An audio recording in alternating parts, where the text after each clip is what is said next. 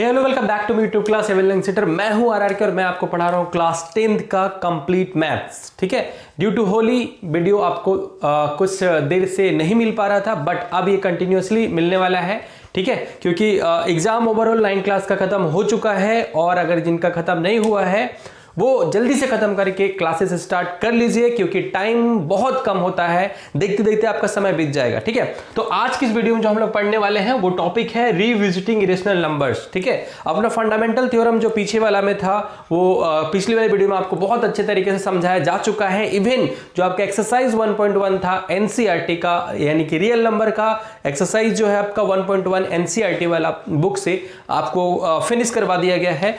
आज का जो टॉपिक होने वाला है स्पेशली होने वाला है क्योंकि ये बहुत बीवीआई है। ठीक है, ये बहुत बीवीआई है और अपन लोग एक क्वेश्चन और 2 क्वेश्चन इवन 3 क्वेश्चन अपन लोग एज्यूम कर ही सकते हैं। ठीक है, तो इसको फिनिश करने के लिए सबसे पहले आपको जो नॉलेज यानी कि जो थ्योरम इसमें आपको पढ़ाया जाता है वो है थ्योरम 1.3, यानी कि आपके पास एनसीईआरटी जो बुक है, जो लेटेस्ट एडिशन वाला जो मैंने आपको बताया था लेने के लिए, वो आप ओपन करिए, वहां पर रियल नंबर का चैप्टर ओपन करिए और वहां पे आप देखोगे कि थ्योरम 1.3 दिया हुआ है और उसमें लिखा हुआ है √2 इज इरेशनल। ठीक है, √2 इज इरेशनल, दैट मीन्स अपने को क्या करना है, ये प्रूव करना है कि जो √2 है वो आपका इरेशनल है। सॉरी, यहां पे इरेशनल है। ओके, इरेशनल प्रूव करना है। ठीक है, तो किस तरह से प्रूव करेंगे? सपोज करो कि अगर मैं यहां पे बोलूं कि ये इरेशनल है, तो इरेशनल को अपन लोग जानते हैं कि P/Q के फॉर्म में नहीं लिख सकते हैं। ठीक है, इसके विपरीत यानी कि उल्टा कर देखें, ठीक है, तो जैसे P/Q को जिसको लिख सकते हैं वो होता है रेशनल नंबर, यानी कि ये हो गया इरेशनल नंबर, और जिसको P/Q के फॉर्म में लिख सकते हैं वो हो जाता है आपका रेशनल नंबर। ठीक है, तो इसको प्रूविंग करने के लिए जो बच्चे कंफ्यूज हो जाते हैं कि किस तरह से प्रूव करें, तो लास्ट में उनको समझ में ही नहीं आता है, तो आप इस वीडियो को ध्यान से देखना क्योंकि ये क्वेश्चन एक आने ही आने वाला है। ठीक है, आपका डेटा सेट किस तरह से चेंज होगा, जैसे यहाँ पे √2 दिया हुआ है, आपको क्लास में √3 दे दिया जाएगा, √7 दे दिया जाएगा, √5 दे दिया जाए या √11 दे दिया जाए, यानी कोई फर्क नहीं पड़ने वाला है। ठीक है, क्योंकि हम लोग पहले से ऑलरेडी जानते हैं √2 क्या है, रेशनल है, बट इस वाली वीडियो में इस वाले थ्योरम के थ्रू अपने को क्या करना है, ये प्रूव करना है। ठीक है, तो चलिए सबसे पहले अगर हम लोग इसको प्रूव करते हैं तो कुछ कुछ जो बेसिक होता है वो समझना पड़ेगा आपको। पहले बेसिक समझ लेते हैं, उसके बाद इसको अपन लोग प्रूव करते हैं। देखिए, अगर कोई भी नंबर अगर है इरेशनल है, इरेशनल है, तो अभी मैंने बताया जैसे नोट में, इसको आप नोट में अपने नोटबुक में लिख भी सकते हो कि अगर इरेशनल नंबर है, आपका इरेशनल नंबर है, जो इरेशनल नंबर्स होता है उसको अपन लोग क्या करते हैं, P/Q के फॉर्म में लिख नहीं सकते हैं। ठीक है, we can't write in this form, P/Q के फॉर्म में, जहां पर P और Q क्या होता है, कोई इंटीजर्स होता है और Q जो होता है Q ≠ 0 होता है। ऐसा अपने को मालूम भी है और मैंने पिछली वाली वीडियो में आपको समझाया भी है। ठीक है, तो ये हो गया पहला। दूसरा नंबर में अगर मैं देखूं, एक तो रेशनल नंबर हो गया, दूसरा जो होता है आपका नंबर वो हो गया रेशनल नंबर, रेशनल नंबर्स। ठीक है, और इसी को समझ करके इसको प्रूव करने वाले हैं, तो इसको भी समझना जरूरी है, यानी कि इस रेशनल नंबर को अपन लोग P/Q को फॉर्म में लिख सकते हैं एंड Q ≠ 0, यहां पर भी सेम टू सेम होगा। यानी कि अगर हम लोग इसको एक नंबर लेके चले कि जैसे मान लीजिए 1/5 लिखते हैं, तो ये क्या है, इरेशनल नंबर है कि रेशनल नंबर है? ये आपका रेशनल नंबर है क्योंकि इसको हम लोग P/Q के फॉर्म में लिख सकते हैं। ठीक है, तो ये इरेशनल नंबर नहीं है, लेकिन इसी को अगर हम लोग 1/5 यहां पे लिख दिए तो ये रेशनल नंबर हो जाता है। अब आप बोलोगे सर कंफ्यूज हो रहा हूं कि रेशनल नंबर कौन है, रेशनल नंबर कौन है, तो नॉर्मल सा आपको क्या करना है, फ्रैक्शन याद रखना है। ठीक है, फ्रैक्शन याद रखना है, फ्रैक्शन, और फ्रैक्शन के बारे में आपको पता है, फ्रैक्शन क्या करता है आपका P/Q, यानी कि जैसे 4/8 ले लीजिए। ठीक है, 12/8, 4 3 12 हो गया, 8 3 24 हो गया, ... ऐसा नंबर आपके पास हो ठीक है, ऐसा नंबर हो, यानी कि p क्या है, कोई इंटीजर है, इंटीजर को मैं आपको रिकॉल करवा दूं, ठीक है, नेगेटिव नंबर भी इंक्लूड रहता है, जीरो भी रहता है और प्लस पॉजिटिव नंबर भी रहता है, ठीक है। तो ये p जो हो गया आपका कोई नंबर होगा और q क्या है, कोई भी नंबर होगा, बट यहां पे q क्या, जीरो नहीं लिख सकते हैं, यानी कि 4/0 नहीं लिख सकते हैं। और ये क्या है आपका अनडिफाइंड रहता है, इन्फिनिटिव जिसको हम लोग बोलते हैं, डॉट डॉट डॉट, ठीक है, अनडिफाइंड मतलब डिफाइन नहीं कर सकते हैं। एंड मोस्ट इंपॉर्टेंट यहीं पे आपके लिए क्वेश्चन में लिख देता हूं, ठीक है, एक आपके लिए टास्क रहेगा, ठीक है, ये आपके लिए चैलेंज भी है कि 4/0 जो होता है, इन्फिनिटिव होता है या अनडिफाइंड जो बोलते हैं हम लोग, ठीक है, इट इज राइट और रॉन्ग। अगर आपके पास आंसर है इसका तो आप इसको आंसर करो और बताओ मुझे कमेंट में कि 4/0 अनडिफाइंड क्यों होता है और इसको 0 से क्यों डिवाइड नहीं किया जा सकता है, ठीक है, ऐसा मतलब क्यों, ठीक है। नॉर्मल से मैं पूछूं, जैसे मैं बोलूं ना यहाँ पे कि अगर 4/2 है अपने पास में, तो इसको 2 2 4 लिख सकते हैं, सॉल्व करके 2 आ गया, मेरे को पता है डिविजिबल हो जाता है, हाफ कर देते हैं। तो मुझे ये बताओ 4 को जो है 0 से अपन लोग जब डिवाइड करते हैं तो वो क्यों आता है, मतलब इन्फिनिटिव क्यों आता है या अनडिफाइंड क्यों बोलते हैं, या ऐसा क्यों कहा जाता है कि डिवाइड नहीं हो सकता है। आई एम डैम श्योर आपको मालूम होगा, अगर मालूम है तो कमेंट में लिख करके बताओ क्या प्रॉब्लम हो सकता है उसके साथ में जो उसको डिफाइन नहीं कर सकते हैं हम लोग, ठीक है। So let's back to the topic. I hope आप इसका आंसर जानते हो, अगर नहीं जानते हो तो कमेंट करके बताना, मैं एक्सप्लेन करूंगा, अगर जानते हो तो कमेंट जरूर करना, ओके। तो चलो सबसे पहले हम लोग यहां समझ रहे थे, यानी कि ये जो नंबर है अपन लोग को फ्रैक्शन में लिख सकते हैं, ठीक है। रेशनल नंबर जो है उसको हम लोग क्या कर देते हैं, फ्रैक्शन में लिख सकते हैं। तो फ्रैक्शन क्या होता है आपका p/q, और मैंने ये एग्जांपल के साथ में बताया, जस्ट इसके अगर उल्टा चले जाए तो इरेशनल नंबर में हम लोग p/q की फॉर्म में नहीं लिख सकते हैं। आप यहां अगर ध्यान दोगे कि इसको अगर मैं सॉल्व करूं, यानी कि 4/8 जो दिया हुआ है इसको सॉल्व करिए, 4 1 जा 4, 4 2 जा 8, यानी कि नंबर आ गया आपका 1/2, ठीक है। ध्यान से समझना, ठीक है, ध्यान से समझो इस चीज को, क्योंकि ये एक्स्ट्रा नहीं हो रहा है। I am talking about √2 is a rational number, मतलब इसी के अकॉर्डिंग मैं आपको बता रहा हूं। ये समझ गए तो इसको समझना बहुत आसान हो जाएगा। और ये मैंने बताया ना बहुत BBI है, और ये 4 से 5 मार्क्स तो आता ही आता है, एकदम कंफर्म है, एक क्वेश्चन आएगा ही आएगा, ठीक है। आप अभी भी देख लो, इस बार भी जो आया है उसमें भी एक क्वेश्चन मिलेगा आपको, ठीक है। बहरहाल यहां पे आ जाते हैं हम लोग कि अगर रेशनल नंबर कोई है तो रेशनल नंबर है तो 1/2, ठीक है, कोई भी नंबर ले लो जिसको हम लोग इस फॉर्म में लिख सकते हैं और उसको सिंप्लीफाई नहीं कर सकते। अब आप देखोगे कि 1 और 2 क्या है, इंटीजर है, दोनों के दोनों क्या है, इंटीजर है। और इसका कॉमन फैक्टर अगर हम देखेंगे, ठीक है, कॉमन फैक्टर इन दोनों का देखेंगे, कॉमन फैक्टर, ठीक है, कॉमन फैक्टर देखेंगे, सिर्फ और सिर्फ कॉमन फैक्टर इसका क्या आ जाता है, 1, ठीक है, कॉमन फैक्टर इसका क्या आ जाता है आपका 1। तो आपको याद रखना है रेशनल नंबर p/q के फॉर्म में लिख सकते हैं, और वो जो रेशनल नंबर यानी कि p/q that means nr/dr, numerator by denominator जो होता है उसका जो कॉमन फैक्टर होता है 1 होता है, ठीक है। 1 के अलावा, ठीक है, 1 के अलावा अगर आ गया तब समझना वो क्या है कि वो आपका को प्राइम नंबर नहीं है। अब को प्राइम नंबर मैंने यहां पे यूज किया, तो को प्राइम नंबर में याद रखना कि वैसा नंबर होता है जिसका कॉमन फैक्टर सिर्फ और सिर्फ 1 होता है, ठीक है। कॉमन फैक्टर क्या होता है, 1 होता है, यानी कि रेशनल नंबर जो है उसका कॉमन फैक्टर क्या होता है, 1 होता है, और उसको यानी को प्राइम, यानी कि rational number is equal to coprime number, जो आपका एग्जांपल दिया रहेगा को प्राइम नंबर। चलिए इसको रिकैप करते हैं जल्दी से, उसके बाद अपन इसका ट्रिक समझते हैं, ठीक है। तो रेशनल नंबर उसको p/q के फॉर्म में लिख सकते हैं। जब हम लोग p/q के फॉर्म में कोई नंबर को लिखते हैं तो वो और सिंप्लीफाई नहीं होता है, उसको ज्यादा से ज्यादा अपन लोग क्या कर सकते हैं, डेसिमल में लेके जा सकते हैं, बट वो ऑलरेडी 1/2 इतना फॉर्म में लिखा जा सकता है। जब हम लोग इसको लिखते हैं, इसका जब हम लोग कॉमन फैक्टर निकालते हैं तो सिर्फ और सिर्फ कॉमन फैक्टर 1 होता है। अगर आपको कॉमन फैक्टर निकालने नहीं आता है, आप पिछले वाले जो आपका एक्सरसाइज है उसमें बताया गया है, आप उसमें जाकर देख सकते हो, ओके। तो 1/5 ले लीजिए या 1/2 ले लीजिए, सब की सब क्या है आपका रेशनल नंबर ही है, और इसका कॉमन फैक्टर भी जब निकालोगे तो आपका 1 ही आने वाला है, ओके।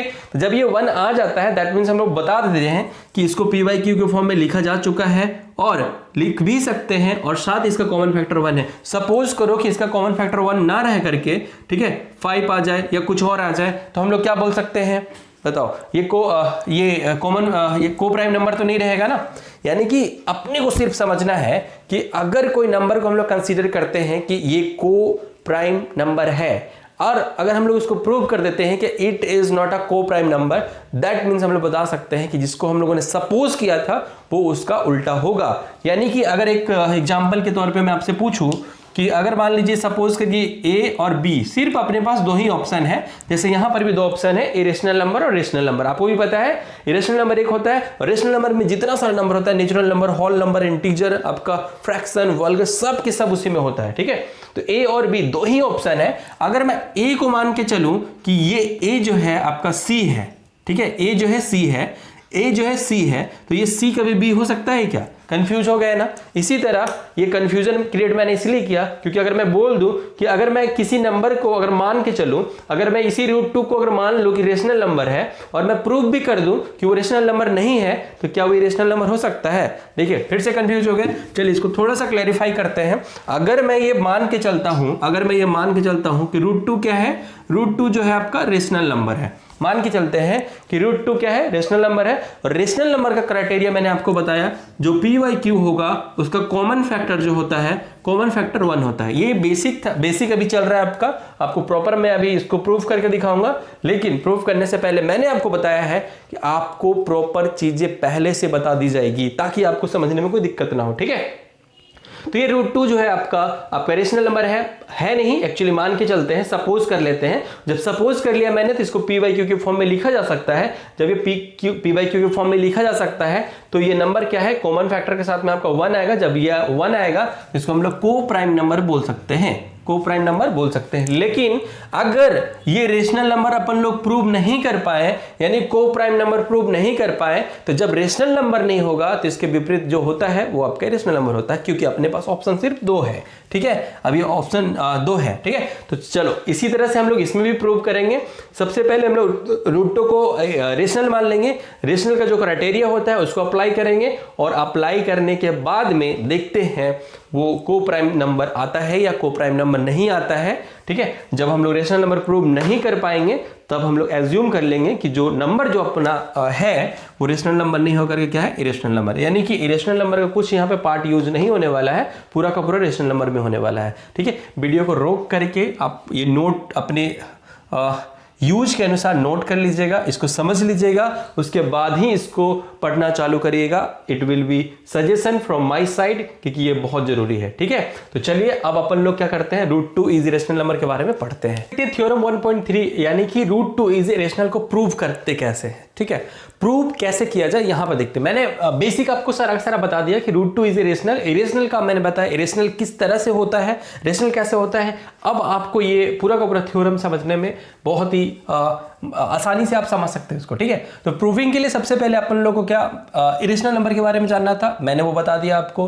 √2 क्या होता है, ऑलरेडी हम लोगों को पता है कि √2 एक इरेशनल नंबर होता है, लेकिन किस तरह से होता है हम लोग इसको कॉन्ट्राडिक्शन के वे में मानते हैं कि अगर मैंने मान लिया कि राम ही श्याम है तो श्याम क्या कहलाएगा आपका, राम कहला सकता है। उल्टा बोल सकते हैं, ठीक है, उल्टा बोल सकते हैं। दैट मीन्स क्या कि अगर हम लोग इसको रेशनल प्रूव कर पाते हैं तो ये जो सपोज करके चलते हैं उसी सपोज को अगर करेक्ट प्रूव कर देते हैं तो हम लोग ऐसा भी सपोज कर सकते थे कि अगर हम लोग इरेशनल सपोज करते तो इरेशनल भी प्रूव हो जाता, ठीक है। यानी कि एक जो सपोज करते हैं वो सपोज कर पाते हैं और जो उसको प्रूव कर पाते हैं कि नहीं उसको हम लोग देखते हुए चलते थे। सबसे पहले प्रूफ लिख लीजिएगा।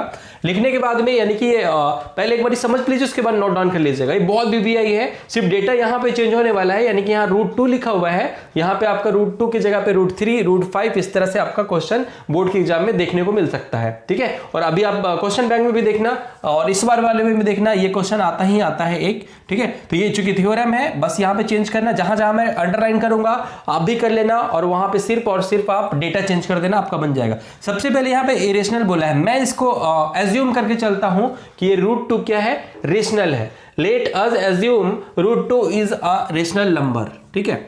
Let us assume √2 is rational number. मैंने सबसे पहले √2 को क्या कर लिया, रेशनल एज्यूम कर लिया। क्यों कर लिया, क्योंकि प्रूविंग ऐसे ही होता है ये, ओके। तो जब हम लोग इसको √2 को क्या कर लेते हैं, √2 को रेशनल एज्यूम कर लेते हैं, तो √2 अगर रेशनल है तो उसको अपन लोग इस फॉर्म में लिख सकते हैं, ठीक है। यानी कि √2 को p/q के फॉर्म में लिख सकते हैं। मैंने थोड़ी देर पहले ही इस वाले वीडियो में आपको समझाया था कि √2 अगर रेशनल है तो उसको p/q के फॉर्म में लिख सकते हैं। जब p/q के फॉर्म में लिखा जाता है तो अगर उसको सिंप्लीफाई कर देते हैं प्रॉपर, तो उसका जो कॉमन फैक्टर होता है सिर्फ और सिर्फ 1 होता है। यानी कि अगर ये रेशनल नंबर है तो इसका कॉमन फैक्टर 1 आएगा। जब 1 आएगा तो वो नंबर क्या है, आपका कोप्राइम कहलाएगा। इसलिए यहां पे लिखा हुआ है where P and Q are coprime and Q not equal to 0। आप यहां पे चुपचाप से जैसे है वैसे ही एज इट इज आप लिखते हुए चलना, ठीक है। उसके बाद जो अगला स्टेप आता है, सबसे पहले √2 को रेशनल मान लेते हैं। जब रेशनल मान लिया मैंने तो इसको p/q के फॉर्म में लिख देते हैं। उसके बाद मैं क्या करता हूं कि ये दोनों साइड में यानी कि √2 और p यानी कि LHS पार्ट को RHS पार्ट को स्क्वायरिंग करते हैं, इसलिए लिखते हैं यहां पे squaring on both sides. Squaring on both side. जब अपन लोग इसको स्क्वायर करेंगे यानी कि इस वाले को स्क्वायर किया जा रहा है, √2 का स्क्वायर करेंगे तो यहाँ √2 का स्क्वायर हो गया। p/q जैसे लिखा हुआ था मैंने p/q वैसे ही लिख दिया, इसका स्क्वायर कर दिया, यानी कि स्क्वायरिंग ऑन बोथ साइड यहाँ पे हो गया। जब अपन लोग उसको सॉल्व करेंगे तो देखिए इसको जब सॉल्व किया मैंने तो यहाँ पे 2 आ गया, इसको जब सॉल्व किया मैंने 2 आ गया। किस तरह से ये सॉल्व होता है आपको मालूम होगा, जिनको नहीं मालूम है वो देख लीजिए कि ये देखिए रूट जो है उसका वैल्यू होता है 1/2 और ये 2 ऑलरेडी है, और जब इसको अपन लोग मल्टीप्लाई करते हैं तो ये कुछ इस तरह से होता है, ठीक है। और ये आपस में आपका कट जाता है, लास्ट में आपका 2 मिलता है। ओके, तो ये हो गया 2, तो इसीलिए यहां पे ये आ गया 2। और जस्ट इसको आप ये एक्सपोनेंट वाला जब आप पढ़ते हो ना तो ये 2 क्या होगा, p के ऊपर भी चला जाएगा, यानी कि p का पावर 2 बन जाता है और q का पावर 2 बन जाता है। तो यहां तक ये आपका क्लियर हो गया, ठीक है। उसके बाद फिर देखो यहां पे अगर हम लोग एक्सचेंज करते हैं यानी कि ये नीचे चला जाएगा, ये ऊपर चला जाएगा, यानी कि यहां पे अपन लोग क्या दिख रहा है, p स्क्वायर को डिवाइड कर रहा है कौन, 2, ठीक है। पी स्क्वायर कौन डिवाइड कर रहा है, 2 डिवाइड कर रहा है। दैट मींस हम लोग क्या बोल सकते हैं, पी स्क्वायर जो है डिविजिबल बाय 2 है, ठीक है। पी स्क्वायर जो है आपका डिविजिबल बाय 2 है, यानी कि P square is divisible by 2, P square is divisible by 2, P square is divisible by 2। It means यहां पे देखिए कि अगर पी स्क्वायर जो यहां पे लिखे हैं अपन लोग ऐसे भी लिख सकते हैं इसको, क्या p इंटू पी बाई 2, ठीक है, p इंटू पी बाई 2 लिख सकते हैं क्या, यानी ये जो यहां पे पी स्क्वायर जो था पी स्क्वायर बाय 2 है, इसको पी स्क्वायर जब ब्रेक करेंगे तो p इंटू पी हो जाएगा। और देखेंगे कि ये 1/1 इसको लिखा जा सकता है ऐसे, p/2 इंटू p/2 लिख सकते हैं क्या ऐसे, नो, इसको नहीं लिख सकते हैं। अलग अलग लिखोगे तो यहाँ पे p स्क्वायर बाय 4 आ जाएगा, p स्क्वायर बाय 4 आ जाएगा, इसलिए उसको ऐसे नहीं लिख सकते। लेकिन अपन लोग इसको ऐसे तो लिख सकते हैं ना कि p/2 इंटू p, ठीक है, यानी कि इस p स्क्वायर को भी 2 डिवाइड कर सकता है। जब इस p स्क्वायर को मतलब इस p को जब 2 डिवाइड कर सकता है तो यानी कि p स्क्वायर को p स्क्वायर बाय 2 को p स्क्वायर को भी 2 डिवाइड कर दिया और p को भी 2 डिवाइड कर दिया। वही चीज यहाँ पे लिखा हुआ है, ठीक है, कि p square is divisible by 2, so it can be said that p is divisible by 2। That means आप सिंपल से फिर से आपको समझा देता हूं क्योंकि यहीं पे कंफ्यूजन होता है और क्यों होता है मैं आपको बताता हूं। जैसे यहां पे p स्क्वायर लिखा हुआ है ना, तो इसको हम लोग ऐसे भी तो लिख सकते हैं p इंटू पी बाई 2, और इसको ऐसे भी तो लिख सकते हैं p/2 इंटू पी। अलग हुआ नहीं है, हालांकि आपको करके नहीं दिखाना है, जस्ट आप यहाँ पर आप छोड़ सकते हो, लेकिन अगर आपका लिखने का मन करे तो लिख लेना, ठीक है। हालांकि यहाँ पे लिखिएगा नहीं, नोट में आप लिख सकते हो समझने के लिए। तो यानी कि p square is divisible by 2, it means p will also be divisible by 2, ये दोनों को दोनों हो सकता है, ठीक है। उसके बाद क्या करना है, इसी पे ध्यान देना, यानी कि जो यहाँ पे p स्क्वायर दिया हुआ है उसी को क्या करते हैं अपन लोग एज्यूम करते हैं कि late p equal to 2k है। यहां पर भी आप क्या करना, सपोज करके चलना। अगर यहाँ पे √3 दे के रहेगा तो यहाँ 3 के सपोज कर लेना, अगर यहाँ 5 दिया रहेगा तो यहाँ 5 के सपोज कर लीजिएगा, ठीक है। यानी कि यहाँ तक समझ में आया आपको। मैं शुरू से फिर से रिकैप करूंगा, लेकिन पहले पूरा खत्म कर लेते हैं। Late p equal to 2k मान लिए, k क्या है आपका, एक इंटीजर है। k क्या है, कोई भी इंटीजर हो सकता है, कोई भी नंबर हो सकता है, ठीक है। और ये करने का मेरा मकसद है क्या, को प्राइम ना प्रूव करके हम लोग उसका कोई और फैक्टर निकाल ले। जब कोई और फैक्टर निकाल लेंगे तो ये रेशनल नंबर नहीं रहेगा, इरेशनल नंबर हो जाएगा, ठीक है। अब देखिए जस्ट इस 2k को 2k जो दिया हुआ है उसको यहाँ पे p स्क्वायर पे क्या करना है, अपन लोग को पुट कर देना है। p स्क्वायर पे क्या कर देंगे, पुट कर देंगे। जब इसको पुट करेंगे तो देखिए यहाँ पे क्या आ जाएगा, q स्क्वायर है तो q स्क्वायर जैसे है वैसे लिखा हुआ है, इज इक्वल टू यहाँ पे p जो आपका दिया हुआ है, p की जगह पे क्या लिखना है 2k, तो 2k का स्क्वायर यहाँ पे आ गया और नीचे 2 तो है ही, तो 2 यहाँ पर भी आ गया। अब इस पूरे वाले को देखिए, अब ये q स्क्वायर जैसे है वैसे ही है आपका। अब जब अपन इसको सॉल्व करते हैं तो 4k स्क्वायर आता है, नीचे 2 भी है। इसको जब अपन लोग कट कर देते हैं तो ये 2 टाइम्स में कट हो जाता है। यहाँ पर जब आप जैसे आप कोई और क्वेश्चन सॉल्व कर दे, जैसे √3 लेके चलते हो, तो जहां जहां 2 दिख रहा है सब वहीं वहीं डेटा चेंज करना, यानी सेम प्रोसेस से ही बनाना, खाली डेटा जहां जहां मैं अंडरलाइन कर रहा हूं वहां पे फोकस करना और चेंज कर देना इजी तरीके से, ठीक है। तो देखो इस वाले में भी वैसे ही आ गया, जस्ट इसके तरह Q² था, P² डिविजिबल बाय 2, यहाँ पे Q² डिविजिबल बाय 2, अपन लोग P और Q को ही लेके चल रहे थे, इसीलिए यहाँ पर भी देखना ध्यान से, कंफ्यूजन होने वाली बात नहीं है। 2 P = 2 के माना मैंने, इसमें मैंने पुट कर दिया, जब इसमें मैंने पुट कर दिया तो यहाँ मैंने देखा कि फिर से मेरे को ये आता है, जब ये आता है तो जिस तरह से इसको लिख रहे थे उसी तरह से हम लोग इसको भी लिख देंगे। आप चाहो तो सेम टू सेम इसी को पेस्ट कर देना, P² को छोड़ करके यहाँ पे Q² लगा देना, सेम टू सेम लिख देना। दैट मीन्स कैसे लिखोगे, Q² is divisible by 2, so it can be said that Q is divisible by 2। मैंने यहाँ लिखा है this means that Q² is divisible by 2 and Q is also divisible by 2। हमने देखा कि पहले मैंने देखा क्या कि P/Q क्या है, को प्राइम है, और को प्राइम में मतलब क्या, इसका कॉमन फैक्टर सिर्फ और सिर्फ 1 होगा। लेकिन जब हम लोगों ने आगे फर्दर सॉल्व किया सपोज करके, तो मैंने देखा क्या 2 क्या है, इन दोनों में कॉमन है, तो अब तो ये को प्राइम नहीं है। अगर कॉमन नंबर आ जाता है तो P/Q क्या है आपका, को प्राइम नहीं है। जब को प्राइम नहीं है तो हम लोग क्या बोल सकते हैं, इरेशनल है। कैसे, को प्राइम लेकर के हम लोगों ने प्रूव किया कि इरेशनल है, लेकिन अगर को प्राइम है ही नहीं तो जब ये रेशनल भी नहीं रहा, तो रेशनल जब नहीं रहेगा तो दूसरा क्या हो जाएगा, इरेशनल हो जाएगा, ठीक है, क्योंकि कैटेगराइज्ड ही रहता है रेशनल और इरेशनल। रेशनल नंबर भी जितना सारा होता है आपका सब होता है, ठीक है। तो लास्ट में अपन लोग क्या करते हैं, अब हम लोग इसको कंक्लूड कर देते हैं किस तरह से, फ्रॉम इक्वेशन 1 एंड 2, यानी कि यहां और यहां से देख करके हम लोग बताते हैं कि 2 क्या है आपका, कॉमन फैक्टर है, किसका, P और Q का, ठीक है। इसीलिए हम लोग क्या बोलेंगे कि हेंस √2 इज इरेशनल। मैं इसको पढ़ के बता देता हूं, अगर आप समझ नहीं पाओगे तो, from equation 1 and 2 is a common factor of P and Q, यहां पे P एंड Q लिख लीजिए, P and Q, but this is a contradiction. Contradiction का मतलब होता है जो अपन लोग माने हैं उसके विपरीत हो जाना, ठीक है, विपरीत हो जाना। Of our assumptions that P and Q are coprime, यानी कि पूरा का पूरा जो हम लोग यहाँ पे थ्योरम है, जस्ट ये प्रूव कर दिए कि को प्राइम नहीं है। जब ये को प्राइम था तो रेशनल था, अब को प्राइम नहीं है तो ये क्या हो जाएगा, इरेशनल हो जाएगा। और इस तरह से हम लोगों ने प्रूव कर दिया। फिर से मैं एक बार रिकैप करवा देता हूँ, और ध्यान रखना जहां जहां अंडरलाइन कर रहा हूँ वहां डेटा आप चेंज कर लेना। जैसे यहाँ पे मान लो √3 रहता तो कैसे करते, सेम टू सेम लिखना, लेट अस एज्यूम √3 लिख देना इज अ रेशनल नंबर, उसके बाद यहाँ पर भी 3 कर देना, जैसे यहाँ अंडरलाइन कर दिया मैंने, यहाँ पर अंडरलाइन कर दिया, सेम टू सेम लिखिएगा, ये भी सेम टू सेम लिखिएगा, यहाँ डेटा चेंज होगा, ठीक है,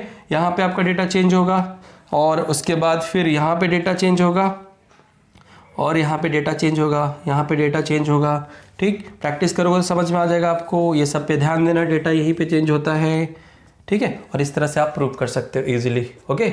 तो आई होप आपको ये समझ में आया है। इसको अगर और इजी से समझना है तो पहले यहाँ से लेकर के पहले यहाँ तक आप फिनिश कर लेना, यहाँ तक फिनिश करने के बाद फिर यहाँ से लेकर के यहाँ तक कर लेना, उसके बाद यहाँ से लेकर के यहाँ तक कर लेना, ठीक है। ये थोड़ा सा आपको जो नए बच्चे हैं जिनको मैथ से थोड़ा सा प्रॉब्लम है, मैथ में चीज़ें समझ में कम आती है, उनको थोड़ा सा प्रॉब्लम हो सकता है, बट बी विथ मी, धीरे धीरे सारा चीज़ आपको क्लियर करवा दूंगा, ठीक है। और इसको कॉपी में नोट डाउन कर लो। नोट डाउन करने के बाद में आपके लिए अगला जो होमवर्क रहेगा, यानी कि आप घर में जो प्रैक्टिस करना, वो है आपके लिए √3, √5 और थर्ड क्वेश्चन जो है आपका वो है √11, ठीक है। आप 17 भी लिख लो, लेकिन एक और क्वेश्चन दे देता हूं ताकि वो भी आने की संभावना रहती है। 4 क्वेश्चन है, √3, √5, √11, √7, जिसमें से ये 1 और 2 बहुत धड़ल्ले से पूछता है। धड़ल्ले से मतलब हर बार आप देखोगे रिपीटेड क्वेश्चन फॉर्म में रहता है, ठीक है। आप इसको अच्छे समझना, समझने के बाद में इसको जाना। ये तो हो गया पहला टाइप। अब इसका एक इजी टाइप में आपको मैं करके दिखाता हूं, मतलब अगला जो आपका एग्जाम्पल आप जो हम लोग देख रहे हैं, जैसा कि अपना टॉपिक ही है रिविजिटिंग इरेशनल नंबर और एग्जाम्पल के साथ में, तो ये इसका सबसे VVI था, ठीक है। अब इसका अगला जो टाइप रहता है, यानी कि जो यहाँ पे √2 ना रह करके √2+1 समथिंग रहेगा, यानी कि रूट भी रहेगा और इसके साथ नंबर भी रहेगा। हालांकि वो 3 नंबर से पूछता है और ये ज्यादा पूछता है। अगर ये समझ गए तो वो समझना बहुत ही आसान रहेगा। तो इसको नोट डाउन करो, और अब हम लोग क्या करते हैं, उस वाले क्वेश्चन को समझते हैं, ओके। तो चलो,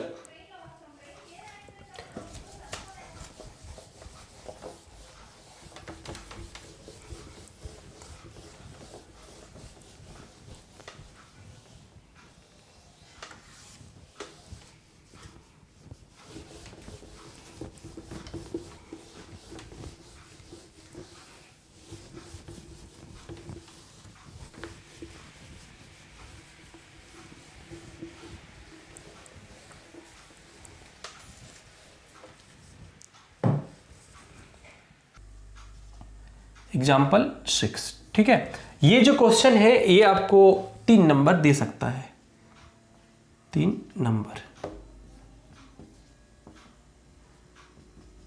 3 नंबर। ठीक है, ये 3 नंबर आपको एग्जाम में संभावना है, आता है। और जैसा अभी ट्रेंड देखा जा रहा है कि बैक टू बैक जो बोर्ड का एग्जाम होता है उसमें ये 3 नंबर का क्वेश्चन पूछा जाता है। तो आपका क्वेश्चन कुछ ये है कि सो दैट क्वेश्चन आपका है सो दैट, बहुत ही इजी है, ध्यान से समझना। So that 5 minus root 3, so that 5 minus root 3, ये डेटा कुछ भी हो सकता है, बस आप खाली सिर्फ टाइप समझ लो एक। So that 5 minus root 3 is, so that 5 minus root 3 is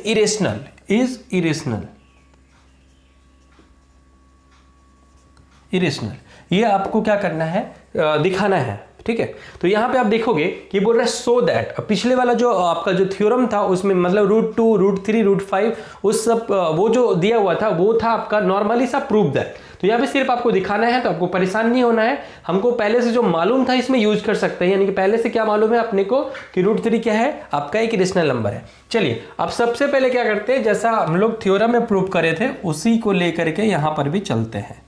ठीक है, यहाँ पर सॉल्यूशन में सबसे पहले आप देखिएगा, तो सबसे पहले लेट करके चलते हैं कि लेट 5 माइनस रूट 3, सबसे पहले लेट कर लीजिए, let 5 minus root 3 is let 5 minus root 3 is a rational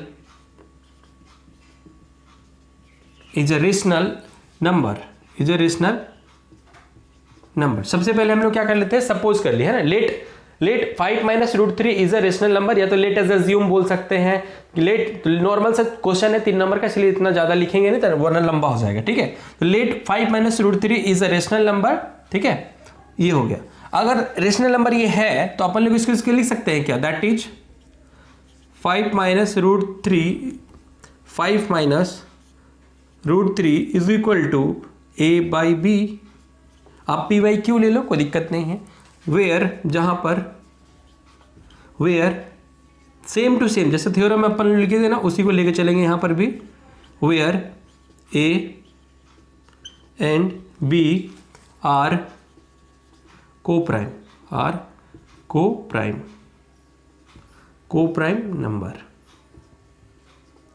number. ठीक है, और जैसा कि एंड को प्राइम नंबर, और यहाँ पे आपका b नॉट इक्वल टू 0। ये जैसा मैंने जैसा थ्योरम में बताया था सेम टू सेम। अब जब ये क्या है आपका को प्राइम है तो इसका कॉमन फैक्टर भी 1 होगा ऐसा, और जब हम लोग देख रहे थे जब कॉमन फैक्टर है तो वो इंटीजर भी था।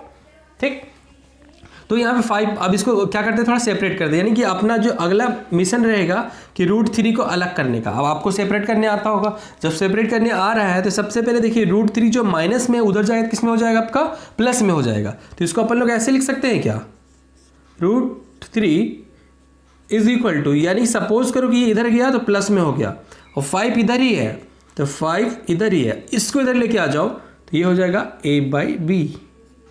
थोड़ा सा इसको और सॉल्व कर देते हैं अपन लोग,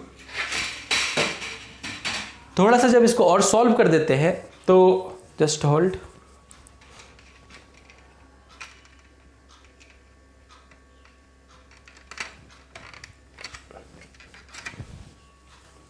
ओके देखिए यहाँ पे जब इसको थोड़ा सा और सॉल्व कर देते हैं, यानी कि इसको और सॉल्व करिए, ये रूट 3 आपका सॉल्व हो चुका है। इसको देखेंगे तो ये 5b, जैसे अपन लोग एलसीएम लेके बनाते हैं ना, ठीक है, फ्रैक्शन वाला, एडिशन सब्ट्रैक्शन वाला, उस केस में।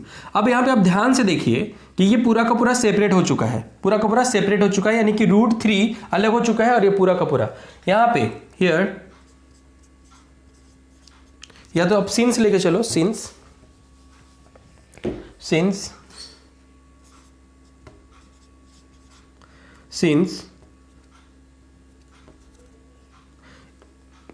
a and b are integers, a and b are integer। जब ये a और b इंटीजर है सो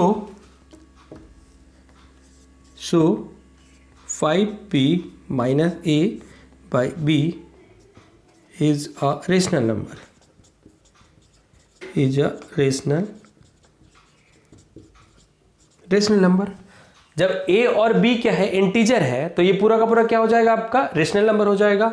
ठीक है, लेकिन हम लोगों को पता है कि ये रेशनल नंबर है और ये इरेशनल नंबर है, तो ऐसा पॉसिबल नहीं है कि एक इरेशनल हो जाए और जस्ट इक्वल टू उसका रेशनल हो जाए। ठीक है, लेकिन हम लोग क्या कर रहे थे, ये पूरा का पूरा लेके चल रहे थे कि ये 5 माइनस रूट 3 क्या है, रेशनल है। इसको मैंने सॉल्व किया, a बाई बी सपोज करके मैंने देखा कि जब ये रेशनल होगा तो इसको फॉर्म में लिख सकते हैं, जहाँ पे a और b क्या है, को प्राइम है और b नॉट इक्वल टू 0 है। जब इसको अपन लोग फर्दर सॉल्व किए तो यहाँ पे मैंने देखा कि ये जो आता है पूरा का पूरा डेटा ये रेशनल है। जब ये रेशनल है तो ये भी रेशनल होना चाहिए, तो यहाँ पे थोड़ा लिखते हैं। ठीक है, सो 5b minus a by b is a rational number, but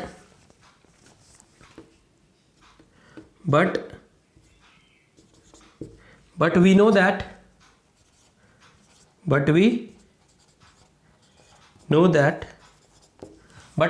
root 3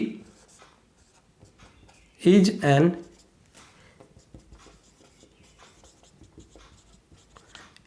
irrational number.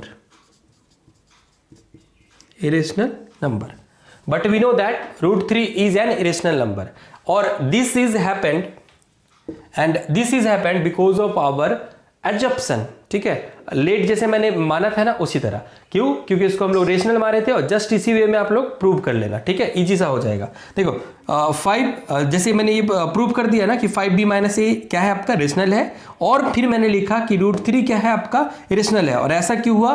Because of our assumption. ठीक है, we know that root 3 is an irrational number and this happened because of our assumption. और इतना सारा रामायण नहीं लिखना है। अगर थोड़ा सा और आप पॉइंट डाउन करना चाहते हो, बहुत सारे टीचर या बहुत सारे आपको बुक में या ट्यूशन में कहीं पर भी देखोगे तो वहां लिखा रहेगा let us assume that contrary. ठीक है, कॉन्ट्राडिक्शन इस तरह का वर्ड लिखा रहेगा, आपके एग्जांपल में भी दिया हुआ है। आप सिंपल प्रोसेस इसको लेके चलना, मार्क्स आपका बिल्कुल नहीं कटेगा। ठीक है, क्योंकि आप बोर्ड के एग्जाम में देखोगे वहां का जो आपका क्वेश्चन पेपर जो रहता है उसमें लिखा रहता है, आप अपने शब्दों में उसको सॉल्व करो। तो अपने लोग लेट कर लिया, इसको रेशनल माना, रेशनल के लिए इसको ये लिख दिया मैंने। जब इसको प्रूव कर दिया कि ये रेशनल है और ये रेशनल नंबर है, इसीलिए अपन लोग लिख सकते हैं so we can say that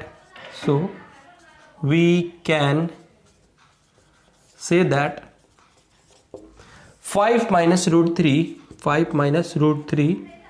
is a rational number, is an irrational number, is an irrational number, is an irrational number। ठीक, इज एन इरेशनल नंबर। अब देखो ये दूसरा टाइप था एक्चुअली। तो अब जो एक्सरसाइज का मतलब आगे जितना भी क्वेश्चन मिलेगा इसी फॉर्म में देखोगे कि उसमें कुछ डेटा दिया रहेगा आपका और रूट से रिलेटेड कुछ रहेगा, रूट 5, रूट 3, रूट 2 कुछ भी रहेगा। आप जस्ट इसको इसी वे में बनाना, सिर्फ डेटा चेंज करना और लास्ट में आप लिख देना कि so we can say that given question is an irrational number. मतलब सेम प्रोसेस लेके चलना। ठीक है, हालांकि मैं एक एक करके बता भी रहा हूं, लेकिन चूंकि आपको थ्योरम समझा दिया मैंने, टाइप समझा दिया, तो आपके अंदर ये एबिलिटी आ जानी चाहिए कि आप जो अगर उससे मिलता जुलता क्वेश्चन है आप खुद से कर सको। ठीक है, तो अब क्या करते हैं, एग्जाम्पल ये हो गया आपका फिनिश। अब अगले वाले क्लास में यानी कि अगले वाले वीडियो में आपको मैं एक्सरसाइज करके दिखाता हूं और उसके बाद जो रहेगा आपका कुछ इंपॉर्टेंट क्वेश्चन या तो फिर जो मतलब आने की संभावना बहुत ज्यादा है 2027 वाला बोर्ड एग्जाम में, उसको करेंगे हम लोग। यानी कि अगले वाले वीडियो में मैं आपको करवाने वाला हूं एक्सरसाइज 1.2 जो कि आपका रियल नंबर का आखिरी एक्सरसाइज भी है। उसके बाद अपन लोग इंपॉर्टेंट क्वेश्चन को डील करेंगे। तो मिलते हैं अपने अगले क्लास में। आई होप आपने चैनल को सब्सक्राइब कर लिया है, क्योंकि ये देखते देखते आपका पूरा का पूरा कोर्स कंप्लीट हो जाएगा। अपने दोस्तों को भी बताइए और मैक श्योर कि आपने बेल आइकन भी ऑन करके रखा है, क्योंकि कभी कभी ऐसा क्या होता है, क्योंकि हम और आप इंसान ही हैं और त्यौहार मनाते हैं, तो किसी न किसी वजह से डिले हो जाता है। डिले होने के कारण क्या होता है, आपकी वीडियो अगले दिन आपको पहुंचा दिया जाता है। क्योंकि आप इस क्लासेस को रेगुलर फॉलो करोगे, जब करोगे तो किसी दिन अगर डिले हो जाता है तो आपको ऐसा लगेगा क्लासेस आएगा कि नहीं आएगा। तो आपको इंपॉर्टेंट अपडेट उस आपको पहुंचाने में आपको मदद करेगा ताकि आपको मिस ना हो। तो आप क्या करना, सब्सक्राइब कर लेना, बेल आइकन को ऑन कर लेना, और आसपास जिनको भी ऐसा लग रहा है कि मैथ में डर लगने वाला है उनको भी इस चैनल के बारे में जरूर बताना। मिलते हैं अगले वाले वीडियो में, तब तक के लिए पढ़ते रहना, इसको नोट डाउन कर लेना। और जो मैंने HW आपको दिया था उसके बारे में बताना। HW क्या था आपका, HW आपका ये था कि ये 4/0 जो होता है वो अनडिफाइंड या नॉट डिफाइंड या इन्फिनेटिव ही होता है या कुछ और होता है, और कहते हैं कि 4/0 इसको डिवाइड नहीं होता। तो क्यों नहीं होता है, आपको अगर मालूम है तो मुझे कमेंट करके बताना, ठीक है। चलो मिलते हैं अगले वीडियो में।